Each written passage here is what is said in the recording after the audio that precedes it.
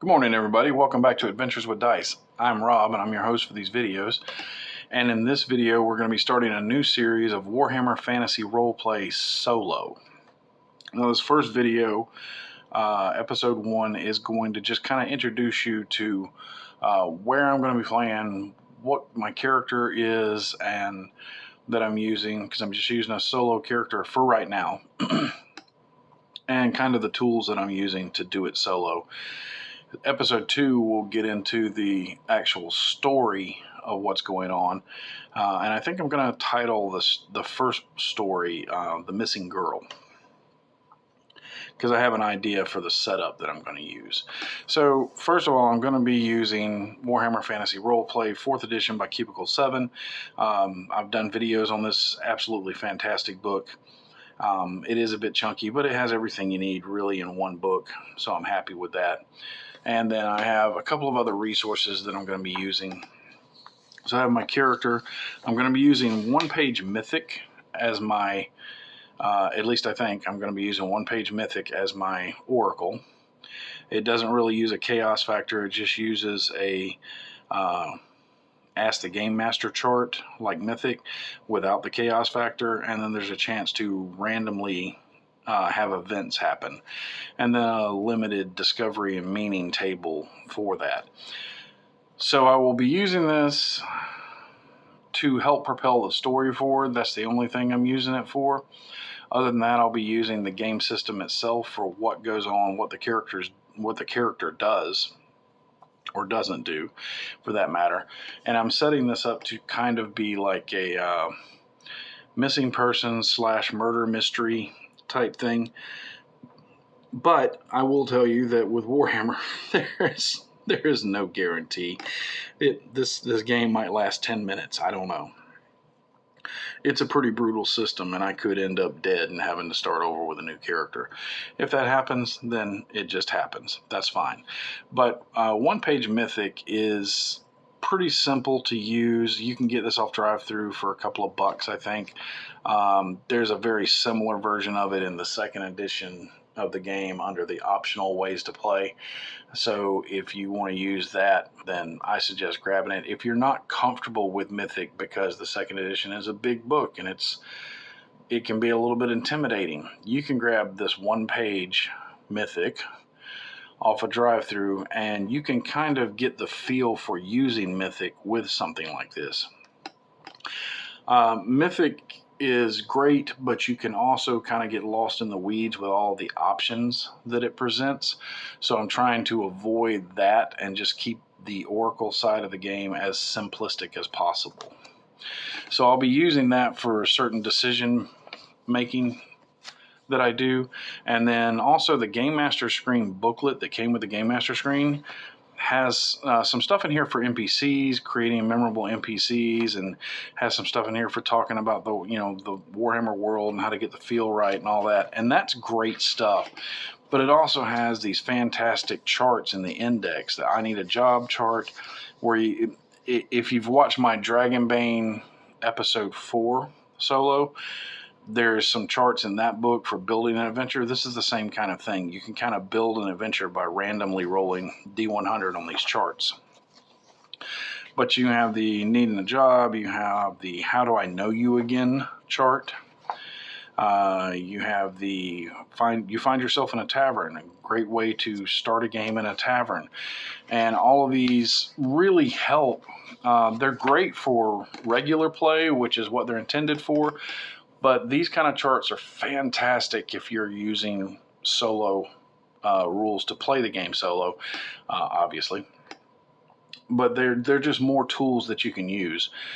Games like Dragonbane and Warhammer work really well solo because you don't tend to have a difficulty number that you're rolling against most of the time. You are rolling against your stat, how good you are at something.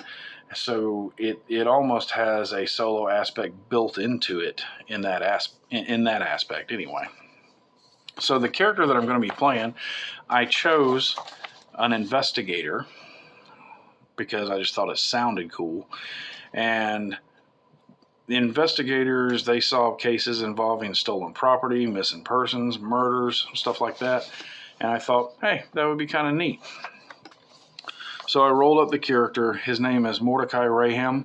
He's an investigator. His career path he's a sleuth. So he's investigator career path level 1, silver 1. He is 24 years of age. He is 6 foot 1 inches tall, has light brown hair, and pale gray eyes. His weapon skill is 34. This is after all adjustments. Is 34. Ballistic skill 27. Strength 34. Toughness 39. Initiative is 36. Agility is 34. Dex is 31. Intelligence is 26. That may not be great for an investigator. His willpower is 22 and fellowship 29. And then I went ahead and did all of his skills out. He has Doom, Savvy, Resistance, Poison, Hardy, which gave him 3 extra wounds. He's very strong, which gave him a bonus to Strength. And then he has Alley Cat, where he can reroll on stealth rolls in urban settings. His ambitions, I didn't do party ambitions because I'm doing solo, so he just has his ambitions. His short-term ambition is to bring criminals to justice. So anytime he can bring a criminal to justice, he's happy. Long-term ambitions, I put, find what happened to his father. What happened to his father? I have no idea.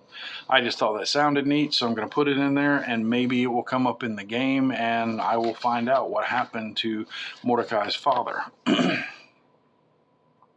What's funny about it, I've heard that name before, but what's funny about it is I've been planning this in my head for a little while, and I was in Sunday school this past week, and we were in the book of Ezra, and there were a bunch of names being listed off, and we were reading through it, and Mordecai and Raham were 2 different names that were listed off in the book of Ezra, and when we read those names, I thought, man, those are cool names. I could put those together and use that for my character, which is what I did. So when I got home and I started putting the character together, I broke my Bible out and I went through and got the names out of it. So, yeah, the Bible is an untapped resource for naming your characters for role-playing games. He doesn't have a lot of money starting out. He's got 7 silver shillings.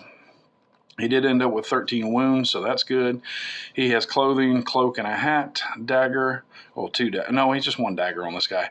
He has a pouch, a sling bag, lantern and lamp oil. He has a journal, a quill and ink. Those are the trappings or equipment that he started out with. And I actually just gave him light leather armor. He didn't come with that, but I gave it to him because I wanted him to have a little bit of armor. Plus, I'm playing solo, and this game is dangerous. So my intent with him is I have an opening scene that I intend to start with where he has been called in, and I'm thinking right now that it's kind of an upper echelon family who doesn't want a lot of public attention drawn to him, but some girl in the family has gone missing, and there's evidence of foul play, like maybe she was kidnapped or whatever, from her room. So Mordecai gets called in as a sleuth to investigate it privately and see if he can find out what happened to her. And then I'll use Mythic to generate maybe some clues and stuff that he finds along the way. And that's a short-term game campaign goal, basically. And this story could go off in all kinds of different directions, but we're just going to have to see how basically the dice roll out when he's doing the investigation. I'm not planning to run multiple characters, but I do know that Mordecai is going to be interacting with a lot of different characters. And I have one idea for how the game could go if it shifts that way, and if it does, where it involves dealing with witches or a cult or something.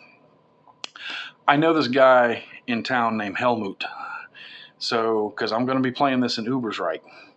So maybe Moses, there might come up in the game a chance where Mordecai and Helmut have to converse during this investigation. I just thought that would be kind of a neat crossover between your solo campaign and mine. And I don't know. I don't know that that's even going to come up. I might get shot in the face and die. Who knows? But anyway, I'm looking really forward to playing this. I'm probably going to start playing this week and try to film as I'm going. There will be light editing because I'll have to stop and think about, words, descriptor words that come up and how they're going to play. So there'll be some light editing with stuff like that, but it's not going to be to the level that Moses at Willoma's Cave does his videos are fantastic. Mine's going to be a shadow of that, but, hopefully still fun to watch. So, yeah, that's really all I've got for right now. I just wanted to introduce the main character and tell you what tools I'm planning to use to do this solo and kind of what my starting idea is. He's going to be investigating the missing girl, and we'll see where the investigation takes us from there. So I hope you enjoyed this. I hope you're looking forward to this as much as I am. I think this is going to be a blast to play, and we will get it kicked off in episode 2. And until next time, my friends, good gaming and good luck.